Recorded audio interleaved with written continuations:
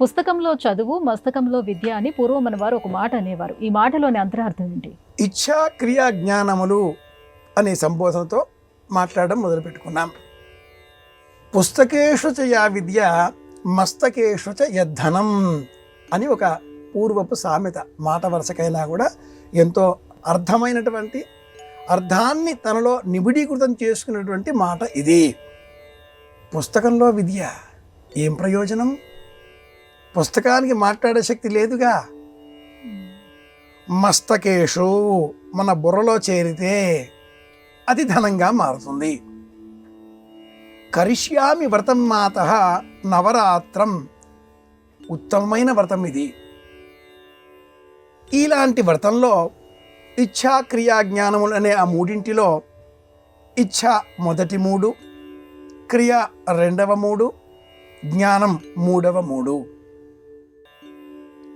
ఇలా మనం ఆలోచన చేసినప్పుడు విద్య ముందుగా మనం నేర్చుకోవాలి అనే సంకల్పంతో ముడిపడి ఉంటుంది. ఇచ్ఛ కోరిక, చదువుకోవాలి, తెలుసుకోవాలి, ఎదుటివారిని అర్థం చేసుకోవాలి, విషయాన్ని ఆకలింపు చేసుకోవాలి, మనదిగా మార్చుకోవాలి. ఇది ఇచ్ఛ.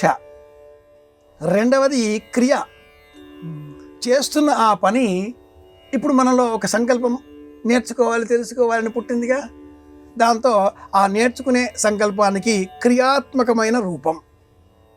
ఏం చేస్తున్నానో అక్కడ మంచినీళ్ళు ఇలా ఆచమ్య కేశవాయ స్వాహ, అమ్మవారికి శ్రీమాత్రే నమః, శ్రీ మహారాజ్ఞే నమః, పుష్ప ఆరాధన, హారతి, మంత్రపుష్పం, ఇదంతా క్రియాత్మకమైనది.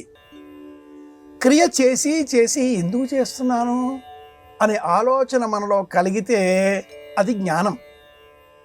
ముందు సంకల్పం, సంకల్పం అనంతరం క్రియ, క్రియ అనంతరం జ్ఞానం. ఈ జ్ఞాన రూపమే సరస్వతి అమ్మవారు. కనుకనే మనవారు అక్షర రూపంలో అమ్మవారిని పూజించే సమయంలో అది పుస్తకాల్లో ఉంటుంది. ఆ పుస్తకాల్లో ఉండే ఆ స్వరూపాన్ని నేర్చుకోవడం కోసం పుస్తకం తెరుస్తున్నాం. ఆ తెరిచిన ఆ పుస్తకంలో ఉండే అక్షరాలన్నీ అలా గాల్లో ఎగిరి మన బుర్రలోకి చేరతాయా? చదవాలి, చదివాం, చదివినవన్నీ అలా ఉంటాయా? జ్ఞానంగా మారతాయి. కనుక ఎన్ని పుస్తకాలు సేకరించినా, ఇల్లంతా వందలాది పుస్తకాలతో నింపివేసినా ప్రయోజనం లేని విషయం ఇది. ఆ పుస్తకాలలో ఉండే సారం అంతా కూడా మనం నేర్చుకుని ఉండాలి, మన బుద్ధిలోనికి చేరి ఉండాలి. శక్తి అంటాం కదా, శక్తి ఎలా మనకు అందుతుంది? పదార్థం తిన్నాం, అది ఘనం. తిన్న ఆ పదార్థం మన దేహంలో చాలా పెద్ద వ్యవహారాన్ని, అంత ఫ్యాక్టరీ లాగా ఉంటుంది కదా. అయిపోయాక సారం, ఎసెన్స్, అబ్స్ట్రాక్ట్, అది జ్ఞానంగా మారుతుంది, శక్తిగా పరిణమిస్తుంది. ఆ బల ప్రయోగంతో విషయాన్ని సాధించుకునే ప్రయత్నం చేస్తాం కదా. కనుక ఈ క్రమంలో పుస్తకేషు చ యా విద్య మస్తకేషు, అది అప్పుడు మాత్రమే ధనంగా మారుతుంది. ఇది విషయం.